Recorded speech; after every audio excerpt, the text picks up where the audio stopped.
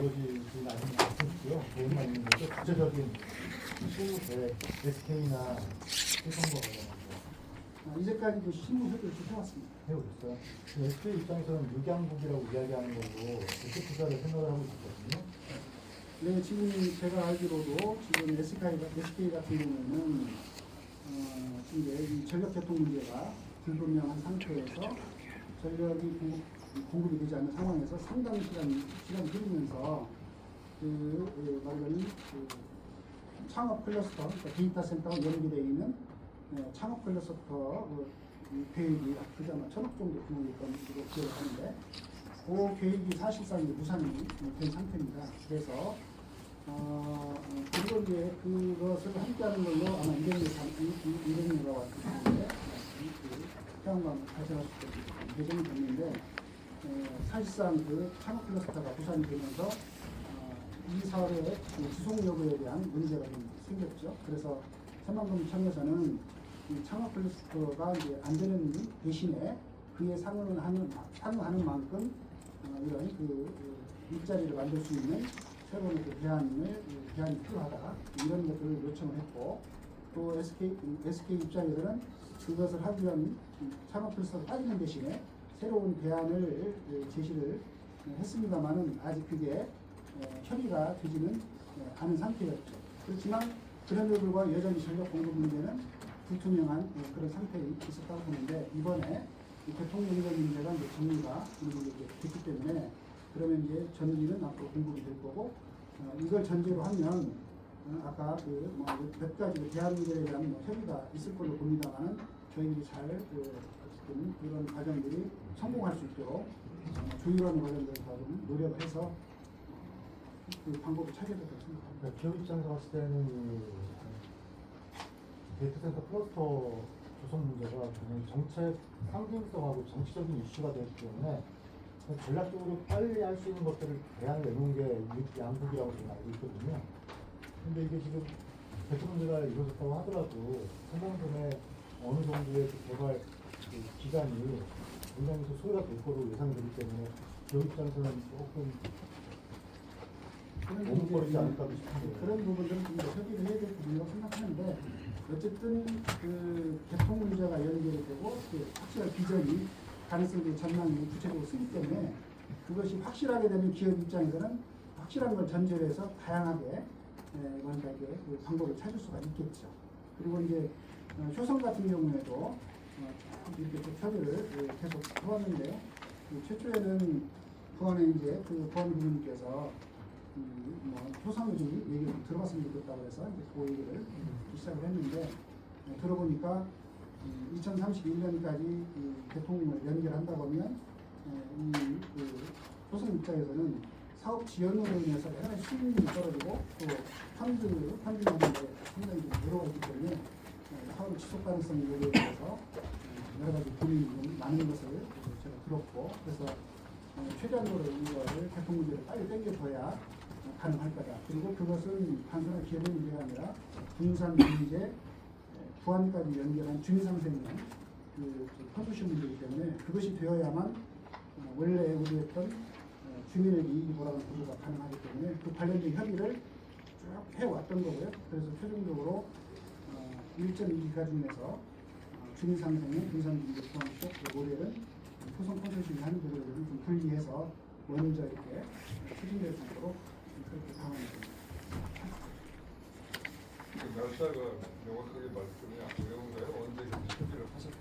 며칠 날짜에? 그거는 제가 그 대충 썼는데요.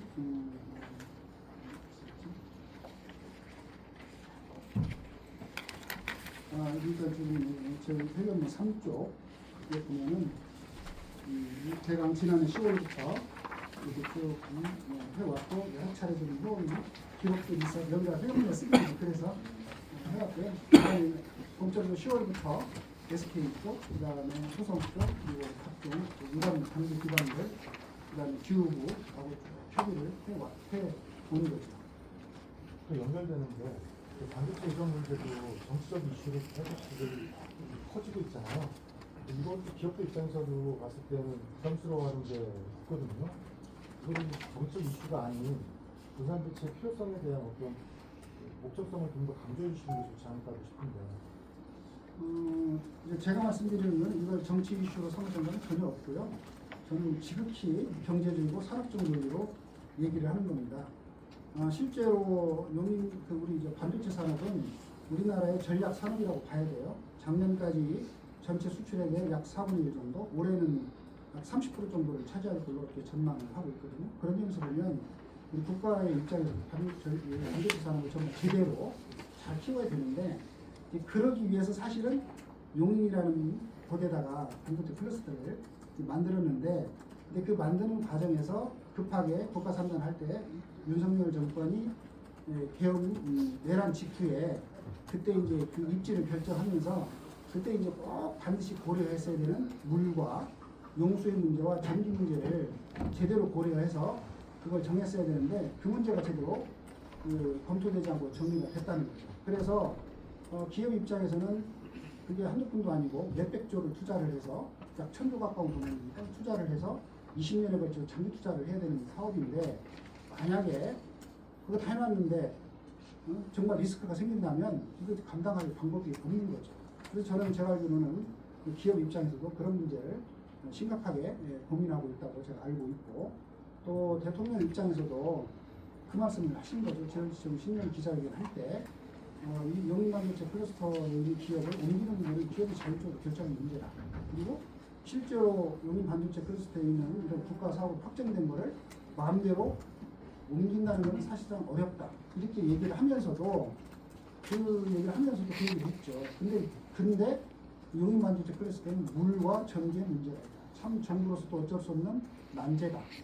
그러니까 이 문제를 어떻게 풀어야 될 거냐. 바람직한 거는 지방으로 내려가서 물과 전기가 있는 곳으로 산업이 내려가는 게 좋겠다. 그러면 정부는 그에 필요한 여러 가지 준비를 할 것이고, 그 다음에 기업들에게 그렇게 내려갈 수 있도록 유도하고 설득을 하겠다. 그래서 국민들이 정부를 믿고 힘을 잘 실어주시면 거대한 전환을 할 수 있는 거 아니냐. 대통령이 그렇게 말씀하신 거예요. 그래서 이것은, 그러니까 이제 제가 예를 들면 아무런 문제가 없는 그런 거를 기업에다가 좀 협박해가지고 이렇게 말하는 게 아니라 실제 있는 그대로 문제를 묻고 기업 입장을 보더라도 그런 고민이 될 것이고, 정부의 정책 방향을 봐도 지금 정부 정책 입장에서는 어거지로 막 그거를 물과 전기를 공급하기 쉽지 않을 거라고 보거든요. 특히 물 문제는 전기보다 물 문제가 더 심각하다고 보거든요. 왜냐하면 물 문제는 돈으로 해결할 수 있는 문제가 아니라 이건 하늘에서 내려주는 이런 문제이기 때문에, 특히 기후위기가 심각한 상황에서 만약에 심각한 가뭄이 들면 그 물을 하루에 167만 톤의 물이 필요한데 한강수의 여유용량이 그게 없다. 그런 경우는 시민이 물을 포기될지 공장이 물을 포기될지 이런 문제가 생기는데, 그거는 정부도 어쩔 수가 없는 그런 문제거든요. 이 전력 문제는 돈으로 해결할 수 있을지 모르겠지만 그것도 어렵죠. 갈등 문제가 있어요. 그래서 이게 참 어려운 난제라는 거죠. 그래서 제가 봤을 때는 용인반도체 클러스터로 이제 분산이 배치해서 전략적으로 분산이 필요성이 있고, 그 외에 추가로 또 이렇게 반도체 산업을 정부에 추진할 수 있는데, 그때 그건 예상되는 거니까 우리 전기계 입장에서 그걸 구체적으로 준비를 해야 된다.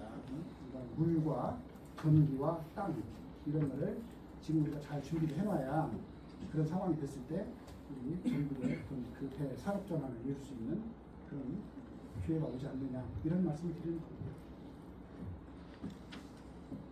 수산은 태양광 그 넓이가 가는 에너지 재생에너지 발전 용량이 3기가가 발생했는데, 이제 지금까지 계획되어 있는 거는 이제 3기가고요.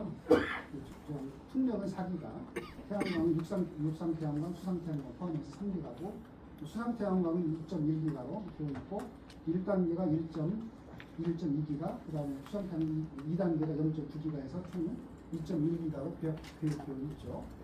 그런데 태양광 문제는 지금 그러니까 지금 농생명 용지, 새만금에 있는 농생명 용지가 약 2천만 평 정도 넘는다 그러는데요. 이 농생명 용지를 영농용 태양광으로 이렇게 전환하는 경우에는 거기에서 약 1기가에서 3기가인가 전문가들 얘기가 그런 정도 상당 정도로 또 나올 수가 있고, 그다음에 그 지금 그 에너지 용지에다가도 그 태양광을 하게 되면 그게 이제 3기가가 넘는 정도의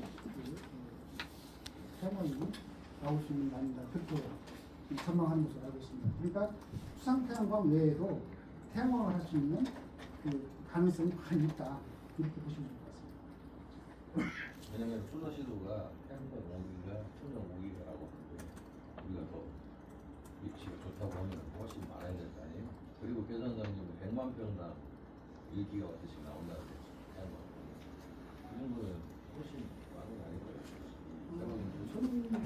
저도 그렇게 봅니다. 그래서 지금 새만금천에서도 2030년까지인가요? 약 10기가 정도를 그 추가로 확보하는 것이 가능하다 이렇게 보고 계획을 세우고 있는 것으로 알고 있거든요.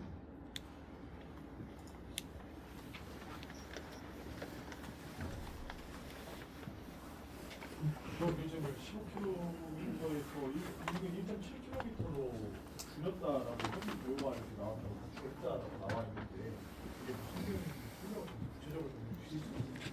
그림을 그려놓고 설명을 드리면 좋긴 한데요. 지금 이제 그림이 없어서 나중에 아마 보나 여기가 MOU를 할때 자세히 설명을 할 수 있으리라고 보는데, 그러니까 이제 그 수상태양광 위치에 수상태양광 있는 곳에서 원래 강추 계획에 따르면 한수원이 이제 오른쪽으로 지금 아마 새만금 변전소 아마 이 변전소인 것 같은데 그쪽으로 한 15km 정도를 송전선에 끌어가지고 연결하는 걸로 강추 계획이 그렇게 돼 있었는데 이재명 정부 들어와서 HVDC가 수상태양광 위쪽으로 이렇게 그 계획이 되면서 굳이 그것을 오른쪽으로 15km를 끌고 갈 것은 아니고 그 수상태양광 옆쪽에다가 변환소를 하나 지어서 그 이제 그 수상태양광 나오는 교류 전력을 직류로 바꾸는 그런 걸 하고, 그다음에 변전소 위치를 오른쪽이 아니라 위쪽으로 군산 쪽으로 올려서 그 새만금 변전소에다 연결하는 계획을 하게 되면 그 거리가 아주 단축이 많이 된다. 그리고 그거를 이제 한전이 옛날에는 한소를 하기로 한 건데 그걸 한전이 맡아가지고 하기로 됐다. 이렇게 그림을 그리시면 될 것 같고요. 그리고 그 중에서 이제 0.3기가 300메가에 대해서는 별도로 그 평범건설시험에서 비용경제소에 이렇게 연결하는 방식으로 분리해서 추진하게 되면 빠르게 할 수 있다. 이렇게 보시면 될 것 같습니다. 그 기자회견 이쪽 경우는 아직 세무사업자 간에 좀 이진한 협의가 남아있다. 좀 민감한 상황인가요? 그리고 보면은 우리사하고 그 MOU 체결한다는데 그건 이번 달에 가능한가요? 아니면 다음 달로 넘어갈 것 같나요? 이거는 이제 제가 말씀드린 그럴 것 같고요. 그거는 아마 좀 거기다 물어보시면 얘기할 수 있을 것 같아요. 협의가 안 된 부분은 뭐 조율이 잘 되고 있겠죠? 제가 보기에는 큰 아까 그런 게 있던 시점이나 기본적인 그 인허가에 관련된 문제는 정리가 되어 있기 때문에 나머지 문제는 뭐 그게 맞게 정리하면 되는 게 큰 문제는 없으리라고 생각합니다. 이상 마칠까요? 네, 고맙습니다.